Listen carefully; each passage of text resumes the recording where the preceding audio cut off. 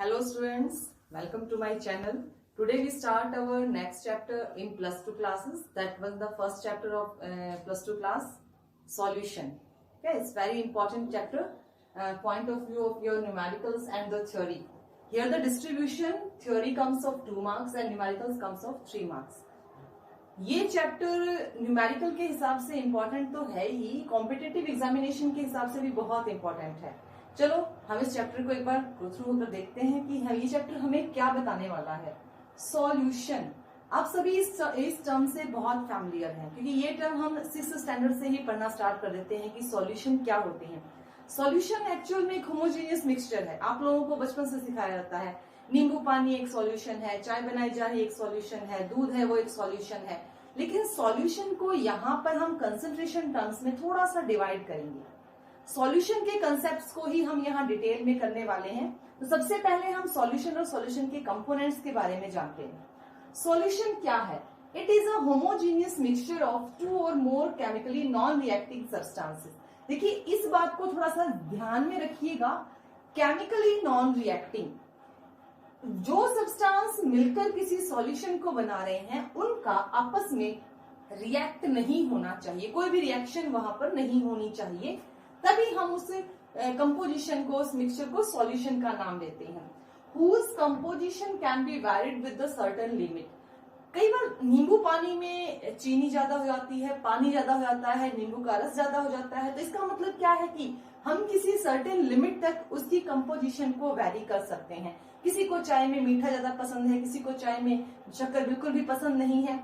तो वो क्या है? वो एक चेंज है. सॉल्यूशन तो है, होमोजीनियस है, लेकिन उसमें कुछ चेंज है सब्सटेंसेस में, उसकी कंपोजिशन में, तो हम उसी को सॉल्यूशन कह रहे हैं. ये सारे सॉल्यूशन ज्यादातर ट्रू सॉल्यूशन होते हैं. सभी के सभी सॉल्यूशंस ज्यादातर ट्रू सॉल्यूशन होते हैं. हम इनमें कोलाइडल और सस्पेंशन को कभी सॉल्यूशन के टर्म में नहीं ले सकते. अब ट्रू सॉल्यूशन क्या है? जैसे मान लीजिए आप कोई कोल्ड ड्रिंक ले रहे हैं मार्केट से, आपने कोई कोल्ड ड्रिंक परचेज की, ठीक है. आप कोल्ड ड्रिंक ले रहे हैं तो आप जब कोल्ड ड्रिंक को सिप अप करते हैं तो उस टाइम आप उसको किसी ग्लास में डालते हैं. तो पहली सिप में जो टेस्ट है, उसी वक्त अगर आप उस पूरी बोतल को खाली करते हैं तो लास्ट जो सिप है उसमें जो टेस्ट है वो सेम रहता है. तो उसका मतलब क्या है कि जो पार्टिकल्स हैं, जो कंपोनेंट्स हैं, वो uniformly through out the solution में फैले हुए हैं. That type of solution is called homogeneous mixture या होमोजीनियस सॉल्यूशन. अब इसी के ऑपोजिट आप कोई नमकीन का पैकेट ले लीजिए, जैसे नवरत्न मिक्स है जिसमें काफी सारे नट्स होते हैं, काफी सारे ड्राई फ्रूट्स होते हैं. आप किसी नमकीन का पैकेट ले लीजिए, आप क्या करते हैं कि जब आप उसको थोड़ा सा शेक करके लेते हैं तो सारे नट्स ऊपर आ जाते हैं, ठीक है, क्योंकि सभी के कंपोनेंट्स का साइज वेरी करता है, अलग अलग होता है. तो आप उन कंपोनेंट्स में से, जैसे कि नमकीन की बात कर रही हूँ, तो नमकीन में जैसे कि बादाम हो गया, काजू हो गया, तो आप ऊपर से लेकर उसको खा लेते हो. लेकिन कभी जब हम देखते हैं कि हमने सारे नट्स खा लिए तो नीचे क्या बचा? नीचे हमेशा एक बारीक सा पाउडर सा बचता है. तो वो एक यूनिफॉर्म कंपोजिशन नहीं है, यानी कि पहले वाली बाइट में और लास्ट बाइट में same composition of the particles नहीं थे. तो हम उसको क्या बोलेंगे? That is not homogeneous, that is heterogeneous mixture. तो वो हमारा ट्रू सॉल्यूशन नहीं है. मिक्सचर तो है, बहुत सारे कंपोनेंट हैं, अलग अलग वैरायटी के हैं, टेक्सचर भी अलग अलग है, लेकिन फिर वो हमारा सॉल्यूशन नहीं है. तो सॉल्यूशन का क्या होना जरूरी है? सॉल्यूशन का होमोजीनियस होना बहुत जरूरी है. होमोजीनियस मिक्सचर है तो ही वो सॉल्यूशन है. अब सॉल्यूशन के कंपोनेंट, सॉल्यूशन में ज्यादातर हमने नॉर्मल में यही सुना है कि सॉल्यूशन के अंदर 2 कंपोनेंट्स होते हैं, एक सॉल्यूट होता है, एक सॉल्वेंट होता है. 2 कंपोनेंट्स के ही सॉल्यूशन को हम क्या बोलेंगे? Binary solution. कई बार ये कंपोनेंट्स, इन कंपोनेंट्स की संख्या बढ़ जाती है. 3 कंपोनेंट भी हो जाते हैं, एक सॉल्वेंट 2 सॉल्यूट. 4 कंपोनेंट भी हो जाते हैं, एक सॉल्वेंट 3 सॉल्यूट. सॉल्यूट की संख्या वेरी करती है, सॉल्वेंट कोई एक ही रहता है. अब सॉल्यूट और सॉल्वेंट क्या है? देखिए कंपोनेंट्स ऑफ सॉल्यूशन में सॉल्यूट प्लस सॉल्वेंट को ही सॉल्यूशन कहा गया है. सॉल्यूट कौन होते हैं? सॉल्यूट वो होते हैं जिनकी अमाउंट किसी सॉल्यूशन में बहुत कम होती है, यानी कि लेसर अमाउंट में जो प्रेजेंट होते हैं उनको सॉल्यूट कहा जाता है, और लार्जर अमाउंट में जो प्रेजेंट है उनको क्या कहा जाता है? उनको सॉल्वेंट कहा जाता है. अगर हमारे पास 2 ही कंपोनेंट है, यानी कि एक सॉल्वेंट और एक सॉल्यूट, तो हम उस सॉल्यूशन को बोलते हैं बाइनरी सॉल्यूशन. लेकिन अगर हमारे सॉल्यूशन में एक सॉल्वेंट और 2 सॉल्यूट हैं तो हम उसको बोलते हैं ट्राइनरी सॉल्यूशन। ऐसे ही अगर 3 सॉल्यूट हैं तो हम उसको क्वार्टरनरी सॉल्यूशन बोलते हैं। ऐसे करते करते हम इनकी टाइप्स को भी चेंज कर सकते हैं। हमारे सॉल्यूशन की कंपोनेंट्स के टाइप पर बहुत सारी टाइप्स डिपेंड करती हैं। जितने ज्यादा सॉल्यूट का अमाउंट बढ़ता है उतने ही टाइप्स चेंज होते चले जाते हैं। हमारे पास सॉल्यूट और सॉल्वेंट को लेकर हम इनकी टाइप्स को भी डिस्कस कर सकते हैं। इस चैप्टर की सबसे इंपॉर्टेंट बात यह है कि हम सॉल्यूशंस के ऊपर फोकस करते करते कुछ ऐसे इंपॉर्टेंट पार्ट्स के बारे में पढ़ते हैं जो अभी मैं डिस्कस करने वाली हूँ कि जो इस चैप्टर में बहुत इंपॉर्टेंट है। जस्ट एन इंट्रोडक्टरी, हम यहाँ से उन इंपॉर्टेंट टॉपिक्स को पहले देखेंगे, फिर उनको डिटेल में स्टडी करेंगे। यहाँ पर हमें यही देखना है कि सॉलिड और सॉल्वेंट को बोला क्या जा रहा है और ये क्या होते हैं। देखिए, सॉल्वेंट वो होते हैं जो किसी भी सॉल्यूशन में लार्ज अमाउंट में प्रेजेंट हो और उसको हम 1 या A से डिनोट करें। इसका यूज होगा, प्लीज इसको याद रखिएगा, इसको ध्यान में रखिएगा कि मैंने 1 क्यों बोला है, मैंने A क्यों बोला है, इसका हम यूज करेंगे। आपको तब बाद में पता चलेगा कि हमने सॉल्वेंट के लिए ही 1 क्यों रखा। ऐसे ही अगर सॉल्वेंट की टाइप पर बात करें तो हम सॉल्यूशन 2 प्रकार के ले सकते हैं। यहाँ पर एक नोट डालकर मैंने एक इंपॉर्टेंट चीज लिखी है कि एक्वस सॉल्यूशन और नॉन एक्वस सॉल्यूशन।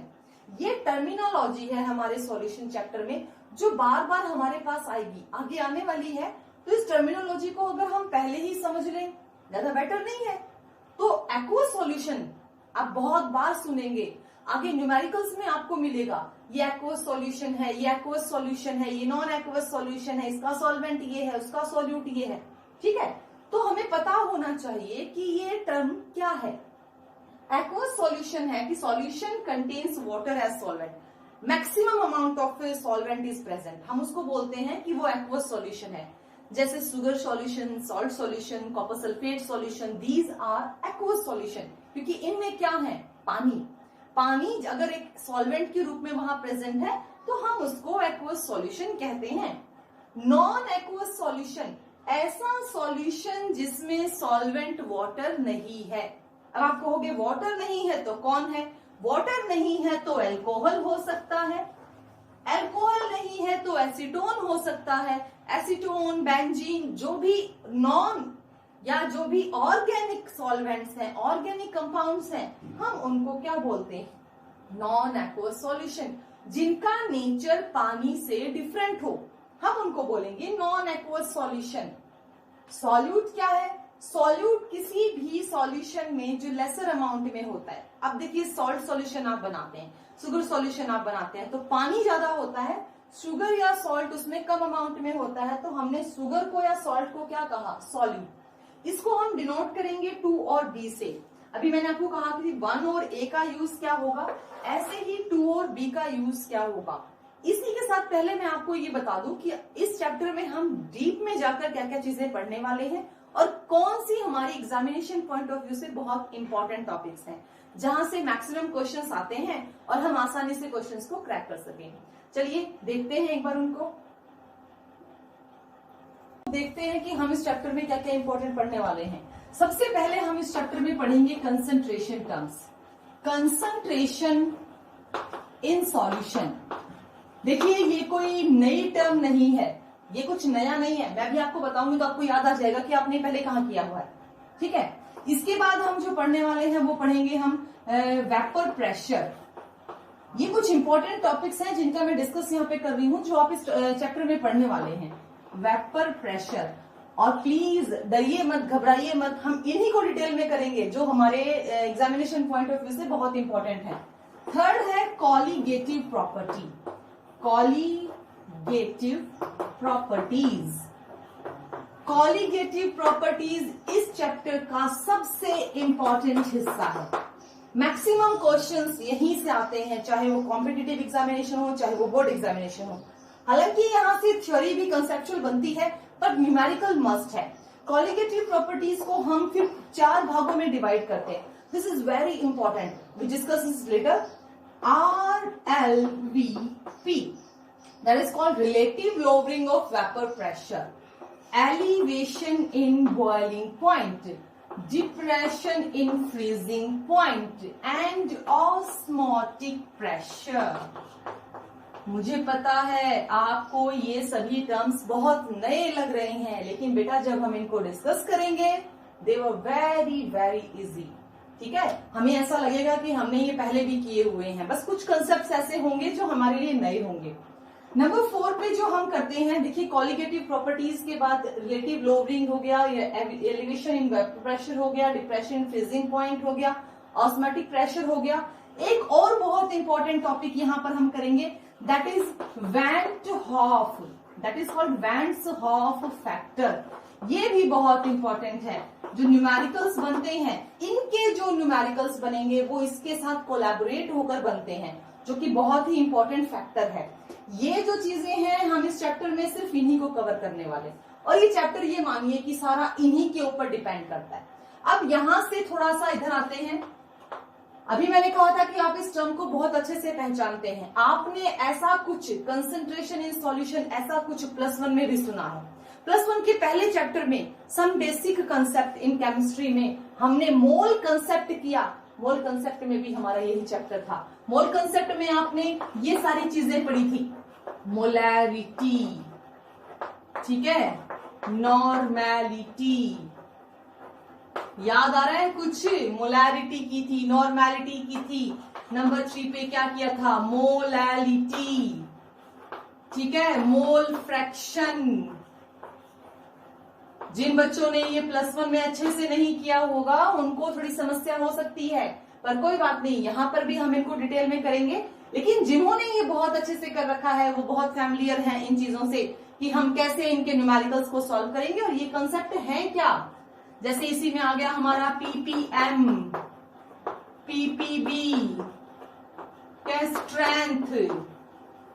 इन सभी टॉपिक्स को हम इस चैप्टर में डिटेल में करने वाले हैं, तो हम 1 बाय 1 इन सभी टॉपिक्स को डिटेल में करेंगे। और रेगुलर वीडियोस के लिए आपको इस चैनल को सब्सक्राइब करना ही पड़ेगा, ताकि बिना किसी डिस्टरबेंस के आपको ये वीडियोस जो है वो मिलते रहें।